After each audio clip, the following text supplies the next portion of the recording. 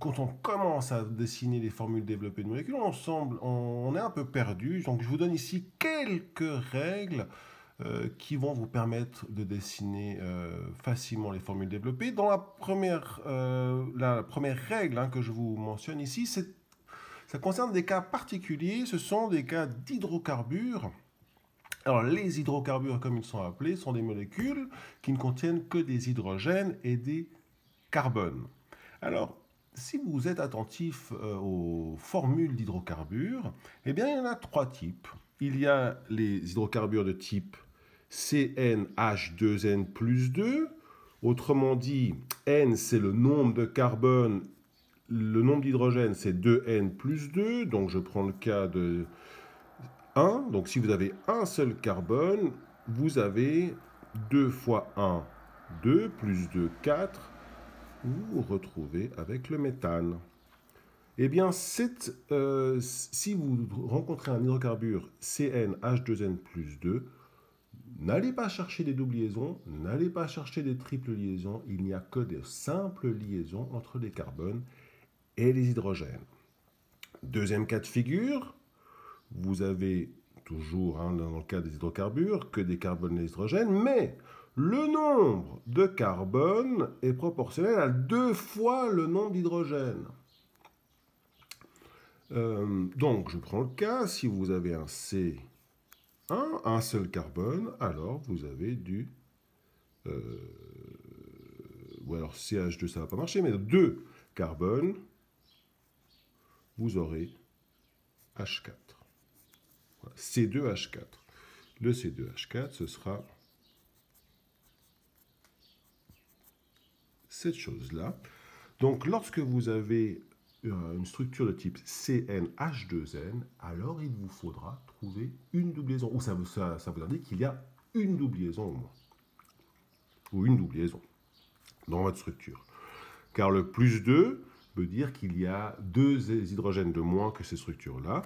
Donc, il y a une double liaison qui empêche deux hydrogènes de venir se lier. Troisième possibilité, CnH2n moins 2. Ici, votre structure doit contenir ou une triple liaison ou deux doubles liaisons. On va appliquer tout de suite ces notions. La formule brute que vous devez dessiner en formule développée, ici, c'est C2H6. C2H6, ça correspond naturellement à ceci. Pas de double liaison. On appelle un alcane. Alors, vous liez les deux carbones, vous complétez avec les hydrogènes, c'est tout bon, voici votre formule développée. La formule semi-développée de cette molécule, c'est du CH3CH3. Deuxième cas de figure, C3H8, nous sommes de nouveau sur du CnH2n plus 2, pas de double liaison, vous liez les trois carbones, vous complétez avec les hydrogènes, et vous obtenez du CH3, CH2, CH3. C3H6, CnH2n, une double liaison. Alors, lorsque vous avez des doubles liaisons, aussi avec des simples, mais vous pouvez avoir plusieurs molécules qui peuvent être tout à fait correctes en formule développée et qui se regroupent derrière une formule brute. Nous parlons d'isomères, nous verrons ça plus tard. Donc, à notre stade, que ce soit ceci ou ceci, les deux j'accepte car les deux respectent la règle de l'octet.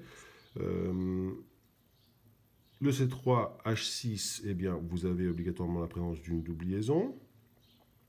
CH2, CH, CH3, voici la double liaison. Et vous avez 1, 2, 3, 4, 5, 6 hydrogènes pour 3 carbones. Ceci est le propène. Alors la double liaison peut être traduite aussi par un cycle, la formation d'un cycle. C, C, C, avec 2, 4, 6 hydrogènes. Le cyclopropane. Alors la première molécule ici a comme formule développée CH3, CH, CH3. Et la deuxième, c'est pas très joli, mais effectivement, pour la rencontrer comme ça, CH2 3 fois. Voilà. Cas de figure numéro 4, le C3H4. Et là, nous sommes face à du CnH2n-2. Alors nous savons qu'il y a une triple liaison ou deux doubles. Voici un isomère avec une triple liaison. Et voici un isomère avec une double liaison. Ce ne sont pas les mêmes molécules, par contre, elles ont la même formule brute. Comme je vous rappelle, la formule brute n'est qu'un inventaire d'atomes, donc ça ne précise pas où sont les liaisons. Là, on précise en formule développée exactement où sont les liaisons, et cette chose-là n'a pas la même température d'ébullition, etc., les mêmes propriétés que cette chose-là. Mais les deux ont la même formule brute. La formule semi-développée, ce sera du CH, CH3, puis du CH2, CH2 pour celui-là. Voici la deuxième règle que je vous invite à suivre. C'est lorsqu'il y a la présence de plusieurs oxygènes dans votre formule brute. Alors, je ne vous parle pas de formule semi-développée, parce que la formule semi-développée, comme ceci, elle vous dit finalement que les deux O ne sont pas liés. Mais la formule brute ne vous dit pas vraiment s'ils ne sont pas liés. Et bien la règle, c'est qu'ils ne sont jamais liés, à part dans 3 cas. Le gaz oxygène, O2, vous êtes naturellement obligé de lier les deux oxygènes. L'eau oxygénée, qui est une substance qu'on rencontre, même vous en avez certainement chez vous, dans votre pharmacie. Alors là, vous avez une liaison OO. C'est rare, c'est ce qu'on appelle, ça fait partie de la famille des peroxydes, mais les peroxydes, comme je vous l'ai dit dans la vidéo précédente, ce sont des molécules très instables. Donc ne vous amusez pas à dessiner ces molécules à partir de formule brute, parce que ce n'est pas ceci que je vous demande. Vous avez beaucoup plus de probabilité, lorsque vous avez plusieurs oxygènes, que ces oxygènes ne soient pas liés ensemble dans la formule développée. Donc là, la molécule de H2O2, c'est HOOH. La deuxième exception de la liaison OO. Puis la troisième exception, c'est encore une molécule plus exotique au niveau de la formule de Lewis.